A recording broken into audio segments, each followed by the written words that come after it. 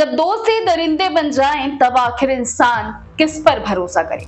बीजापुर जिले की एक नाबालिग लड़की ने कभी ये सपने में भी नहीं सोचा होगा कि उसके अपने दोस्त उसकी इज्जत को तार तार कर देंगे, उसे जिंदगी का गहरा जख्म दे देंगे। 11 अप्रैल 2025 की रात निर्भया के एक नाबालिग दोस्त ने उसे घुमाने जाने के लिए घर से बाहर बुलाया, लेकिन निर्भया को कहाँ पता था कि ये भरोसा ही उसकी जिंदगी की सबसे बड़ी भूल बन जाएगा। वो अपने दोस्त की आंखों में छिपी हवस को नहीं पहचान पाई। इसके बाद निर्भया का दोस्त उसे बहला फुसला कर सुनसान जगह पर ले जाता है, उसके साथ रेप करता है। इतना ही नहीं, उसने अपने 4 और दोस्तों को बुलाया और फिर इंसानियत शर्मसार होती रही। एक मासूम बच्ची को 5 दरिंदों ने बारी बारी से नोचा।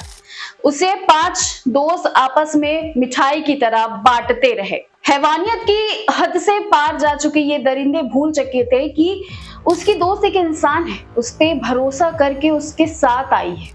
नाबालिग लड़की अपने भरोसेमंद दोस्त से मिले इस गहरे जख्म से सिहर उठती है। वो अपने घर जाकर परिजनों को सारी बात बताती है। अगले दिन सुबह रविवार 12 अप्रैल को उसके परिजन भैरमगढ़ थाने पहुंचते हैं और शिकायत दर्ज कराते हैं।